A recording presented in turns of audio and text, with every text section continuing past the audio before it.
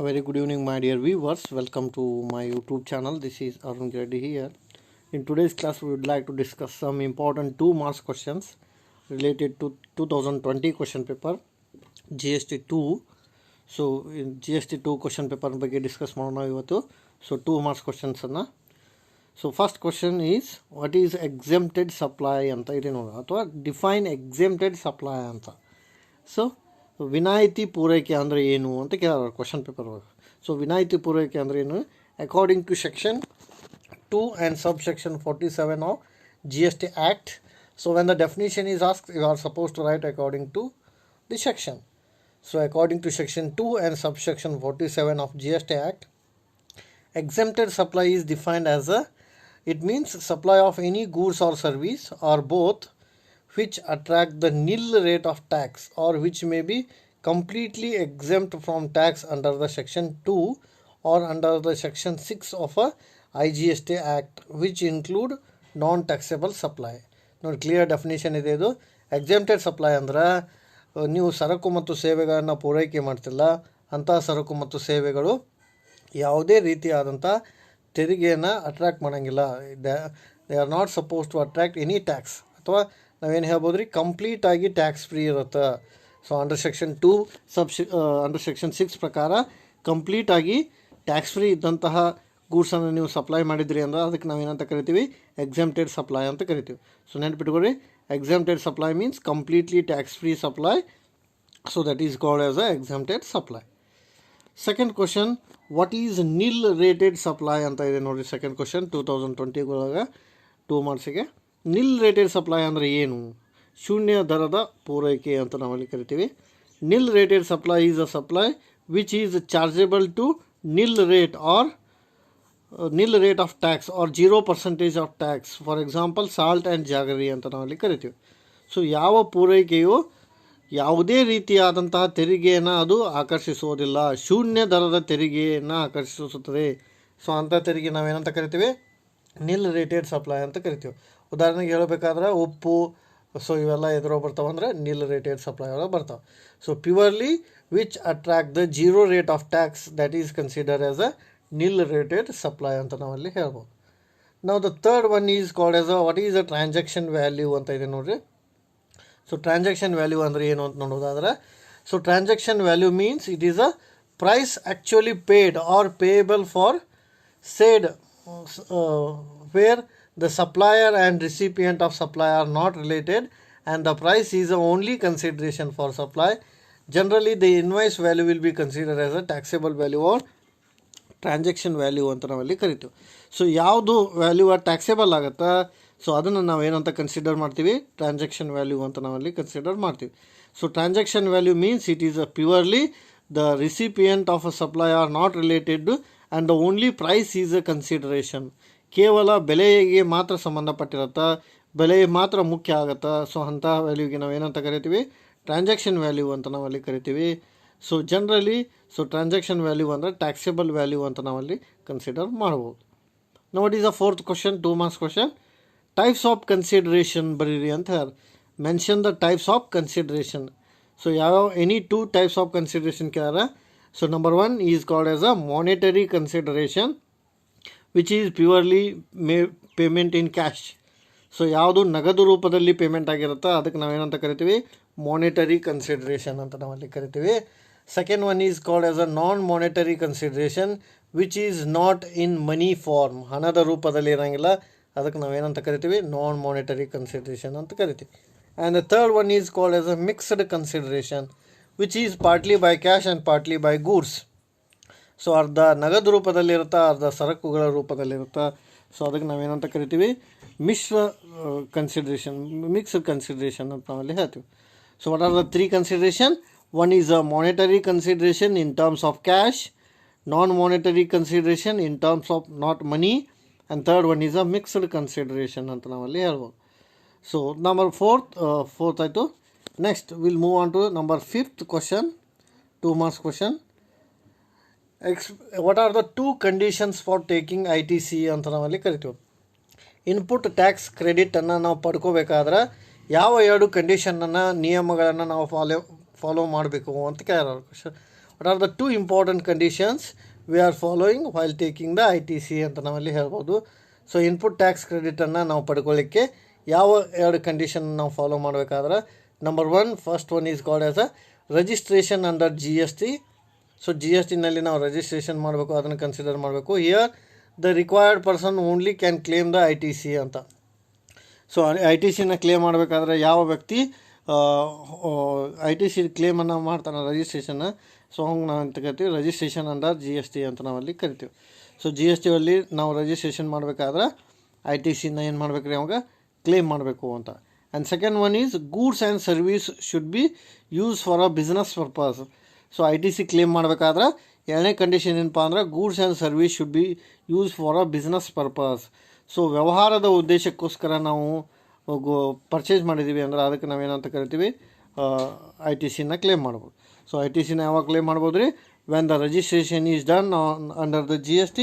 So GST ಅಥಾರಿಟಿನಲ್ಲಿ ನಾವು registration ಮಾಡಿದ್ದೀವಿ ಅಂದ್ರೆ we are legally liable to claim the ITC ಅಂತ ನಾವು ಹೇಳ್ತೀವಿ. And second case, when the goods and service should be use for a business purpose, not for personal purpose. ವೈಯಕ್ತಿಕಗೋಸ್ಕರ ನಾವು ಬಿಸ್ನೆಸ್ಸನ್ನು ಯೂಸ್ ಮಾಡಿದೆ, ಕೇವಲ ವ್ಯವಹಾರಕ್ಕೋಸ್ಕರ ನಾವು ಬಿಸ್ನೆಸ್ ಇತ್ತು ಅಂದ್ರೆ ಅವಾಗ ನಾವೇನು ಮಾಡ್ಬೋದು ರೀ ITCನ ಕ್ಲೇಮ್ ಮಾಡ್ಬೋದು. Next one is any 2 documents which is required for claiming ITC ಅಂತ ಇದೆ ನೋಡಿರಿ. ಸೊ ITCನ ಕ್ಲೇಮ್ ಮಾಡಬೇಕಾದ್ರೆ ಯಾವ 2 ದಾಖಲೆ ಪತ್ರಗಳು ಬೇಕಾಗ್ತವೆ ಅಂತ ಕ್ವಶನ್ ಇದೆ ನೋಡಿರಿ. What are the 2 important documents required for claiming the ITC? Number 1, an invoice copy which is issued by the supplier of goods and service or both. So goods and service ಎರಡೂ ನಾವು receive ಮಾಡಬೇಕಾಗತ್ತೆ. Invoice copy issued by the supplier. So ಯಾವ ಪೂರೈಕೆದಾರ ಇರ್ತಾನೆ ಆ ಪೂರೈಕೆದಾರನು ಸರಕು ಮತ್ತು ಸೇವೆಯನ್ನು ಪೂರೈಕೆ ಮಾಡಿದ ಸಂದರ್ಭದಲ್ಲಿ ಗೂಡ್ಸನ್ನು ಏನು ಟ್ರಾನ್ಸಾಕ್ಷನ್ ಮಾಡಿರ್ತಾನೆ ಸೊ ಅವಾಗ ನಾವು ITCನ ಕ್ಲೇಮ್ ಮಾಡ್ಬೋದು. ಆಮೇಲೆ second one is debit note issued by the supplier ಅಂತ ನಾವಲ್ಲಿ ಕರಿತೀವಿ. ಸೊ ಪೂರೈಕೆದಾರನು ಇಶ್ಯೂ ಮಾಡಿರ್ತಕ್ಕಂತಹ ಡೆಬಿಟ್ ನೋಟ್, ಸೊ ಇವೆರಡು ಡಾಕ್ಯುಮೆಂಟ್ ಬೇಕಾಗ್ತಾವೆ ITCನ ಕ್ಲೇಮ್ ಮಾಡೋಕ್ಕೆ. ಸೊ ಯಾವ 2 ಡಾಕ್ಯುಮೆಂಟ್ ಬೇಕಾಗ್ತಾವೆ ರೀ? Number 1 is a invoice copy which is issued by the supplier of goods and service or both. So ಯಾವ ಇನ್ವಾಯ್ಸ್ ಕಾಪಿನ ಸಪ್ಲಯರ್ ಇಶ್ಯೂ ಮಾಡಿರ್ತಾನೆ ಎರಡು, ಸೊ ಅದನ್ನು ಕನ್ಸಿಡರ್ ಮಾಡ್ಬೋದು. And second one is called as a debit note which is issued by the supplier. So ಪೂರೈಕೆದಾರನು ಹೊರಡಿಸಿರ್ತಕ್ಕಂಥ debit note, ಇವೆರಡು important documents ಅಂತ ಹೇಳ್ಬೋದು. Next 2 marks question is bill of supply ಅಂತ ಇದೆ ನೋಡಿ question. What is bill of supply? It is a document here issued by the registered person for supplying exempted goods or service or both ಅಂತ ನಾವಲ್ಲಿ ಹೇಳ್ತೀವಿ. So bill of supply means the document which is issued by the registered person for supplying the exempted goods or service. So ಯಾರು ವಿನಾಯಿತಿ ಹೊಂದಿರತಕ್ಕಂಥ ಸರಕು ಮತ್ತು ಸೇವೆಗಳನ್ನು ಪೂರೈಕೆ ಮಾಡ್ತಾರೆ ಅದು. ಆಮೇಲೆ which is paying tax under the provision of section instead of tax invoice. So tax invoice ಬದಲಿಗೆ ಅವರು ಪ್ರಾವಿಷನನ್ನು ಇಶ್ಯೂ ಮಾಡಿರ್ತಾರೆ, ಅದಕ್ಕೆ ಬಿಲ್ ಆಫ್ ಸಪ್ಲೈ ಅಂತ ಕರಿತೀವಿ ನಾವು. ಆಮೇಲೆ ರಿಜಿಸ್ಟರ್ಡ್ ಪರ್ಸನ್ ಇದನ್ನು ಇಶ್ಯೂ ಮಾಡಿರ್ತಾರೆ ಎದ್ರ ಸಲುವಾಗಿ ಅಂದ್ರೆ for the supply of goods exempted goods and service. So exempted goods and ಸರ್ವಿಸನ್ನು ಇಶ್ಯೂ ಮಾಡಲಿಕ್ಕೆ ರಿಜಿಸ್ಟರ್ಡ್ ಪರ್ಸನ್ ಸಪ್ಲೈ ಮಾಡಿರ್ತಕ್ಕಂಥ ಡಾಕ್ಯುಮೆಂಟ್ಗೆ ನಾವು ಏನಂತ ಕರಿತೀವಿ? ಬಿಲ್ ಆಫ್ ಸಪ್ಲೈ ಅಂತ ಕರಿತೀವಿ. Next question, what is supplementary tax invoice ಅಂತ ಐತೆ ನೋಡಿರಿ. ಸಪ್ಲಿಮೆಂಟ್ರಿ ಟ್ಯಾಕ್ಸ್ ಇನ್ವಾಯ್ಸ್ ಅಂದರೆ ಏನು ಅಂತ. So supplementary tax invoice it is a type of invoice which is issued by the taxable person in case of any deficiency is found in a tax invoice which is already issued by a taxable person, or it can be in the form of debit note or credit note. Supplementary tax invoice ಅಂದ್ರೆ ಈ tax ಇನ್ವಾಯ್ಸನ್ನು already issued ಮಾಡಿರ್ತಾರೆ. ಯಾರು issue ಮಾಡಿರ್ತಾರೆ ಅಂದರೆ taxable person issue ಮಾಡಿರ್ತಾರೆ. ಯಾವಾಗ ಅಂದರೆ deficiency ಆದಾಗ, in case of any deficiency, ಕೊರತೆ ಉಂಟಾದಾಗ. ಸೊ ಆ ಕೊರತೆ ಉಂಟಾದಾಗ ಟ್ಯಾಕ್ಸ್ ಇನ್ವಾಯ್ಸನ್ನು ಅವರು ಇಶ್ಯೂ ಮಾಡ್ತಾರೆ ಅಂತ ನಾವಲ್ಲಿ ಹೇಳ್ಬೋದು. ಸೊ ಯಾರು ಇಶ್ಯೂ ಮಾಡ್ತಾರೆ? By taxable person. ಸೊ ತೆರಿಗೆಯನ್ನು ಪಡೆದಿರ್ತಕ್ಕಂಥ ವ್ಯಕ್ತಿ ಏನು ಮಾಡ್ತಾನೆ? ಇಶ್ಯೂ ಮಾಡ್ತಾನೆ. ಸೊ ಇದು ಯಾವ ಫಾರ್ಮ್ ಆಗಿರುತ್ತೆ ರೀ? In the form of debit note or credit note ಅಂತ ಹೇಳ್ಬೋದು. ಸೊ ಡೆಬಿಟ್ ನೋಟ್ ಅಥವಾ ಕ್ರೆಡಿಟ್ ನೋಟ್ ರೂಪದಲ್ಲಿ ಇರುತ್ತಾ ಅಂತ. Next question GST payment can be made in the following mode. ಅಂದರೆ what are the mode for electronic payment of GST ಅಂತ ಕರಿತೀವಿ. GST ಪೇಮೆಂಟನ್ನು ಮಾಡಬೇಕಾದ್ರೆ ಯಾವ ಪದ್ಧತಿಗಳ ಮುಖಾಂತರ ನಾವು ಮಾಡಬಹುದು ಅಂತಿದೆ ಕ್ವಶನ್. ಸೊ ಅದರಲ್ಲಿ ಆನ್ಸರ್ ಏನು ರೀ? NEFT. Either we can make the GST payment by NEFT, national electronic fund transfer, or else we can use the RTGS, real time gross settlement. So ಇದು ಒಂದು ಕೇಸ.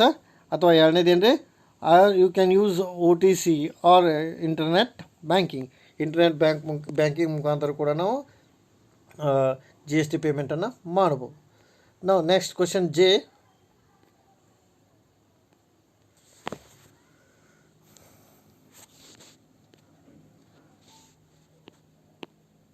Yes, wait for a while.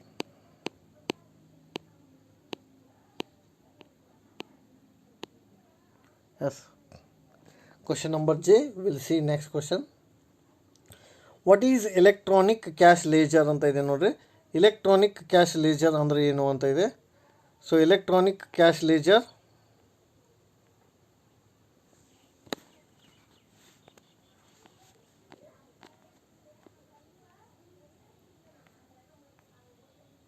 yes, we'll see that. Electronic cash ledger means here the summary of all the deposits or a payment made by the taxpayer and it can be maintained in GST portal. So ಏನಿದೆ ನೋಡ್ರಿ question, electronic cash ledger ಅಂದರೆ ಏನ್ರಿ ಅಂತ ಕೇಳೋರು. Electronic cash ledger ಅಂದರೆ it is a summary of all the deposits or payment made by the tax payer and it can be maintain in GST portal. So GST ಪೋರ್ಟಲ್ನಲ್ಲಿ maintain ಮಾಡಿರ್ತಕ್ಕಂತಹ ಲೇಜರನ್ನು ನಾವೇನಂತ ಕರಿತೀವಿ? ಎಲೆಕ್ಟ್ರಾನಿಕ್ ಕ್ಯಾಶ್ ಲೇಜರ್ ಅಂತ ಕರಿತೀವಿ. So ಇಲ್ಲಿ tax pair ಏನು pay ಮಾಡಿರ್ತಾನಲ್ಲ ಆ ಎಲ್ಲ ಇನ್ಫಾರ್ಮೇಷನ್ ಇರ್ತೈತಿ ಅಂತ ಹೇಳ್ಬೋದು. Next question, expand RUGST and SEZ ಅಂತ ಇದೆ ನೋಡ್ರಿ. RUGST and SEZ. RUGST means refund under goods and service tax ಅಂತ ಕರಿತೀವಿ. RUGST ಅಂದ್ರೆ ಏನು ರೀ? Refund under goods and service tax. And second one SEZ. SEZ means special economic zone ಅಂತ ನಾವಲ್ಲಿ ಕರಿತೀವಿ. SEZ means what? Special economic zone ಅಂತ ನಾವಲ್ಲಿ ಕರಿಬೋದು. And the last question in 2 marks question, what is refund ಅಂತ ಇದೆ ನೋಡ್ರಿ. Refund ಅಂದರೆ refund under GST means it is a process of closing or not amount due to tax payer from a tax administrative where the GST is paid more than the actual GST liability. ಅಂದರೆ ಇಲ್ಲಿ tax payer is paying more amount to the government so that amount will be returned back by the government to the taxpayer. So that amount is called as a refund ಅಂತ ನಾವಲ್ಲಿ ಕರಿತೀವಿ. So GST ಒಳಗಡೆ ಏನಾಗಿರ್ತೈತೆ ಅಂದರೆ ಇಲ್ಲಿ ತೆರಿಗೆಯನ್ನು ಕೊಡ್ತಕ್ಕಂಥ ವ್ಯಕ್ತಿಯು ಹೆಚ್ಚಿಗೆ ತೆರಿಗೆಯನ್ನು ತುಂಬಿರ್ತಾನೆ ಸರ್ಕಾರಕ್ಕೆ. ಸೊ ಸರ್ಕಾರಕ್ಕೆ ಹೆಚ್ಚಿನ ತೆರಿಗೆಯನ್ನು ತುಂಬಿದಾಗ ಸೊ ಸರ್ಕಾರದವರು ಅವಂಗೆ ವಾಪಸ್ ತೆರಿಗೆಯನ್ನು ಕೊಡ್ತಾರೆ. ಸೊ ಅದಕ್ಕೆ ನಾವೇನಂತ ಕರಿತೀವಿ? ರೀಫಂಡ್ ಅಂತ ನಾವಲ್ಲಿ ಕರಿತೀವಿ. So these are all consider as a 2 marks question of 2020 question paper. Okay, so Rani Channamma University, Belagavi, 2020 question paper, 2 marks. So I have discussed now.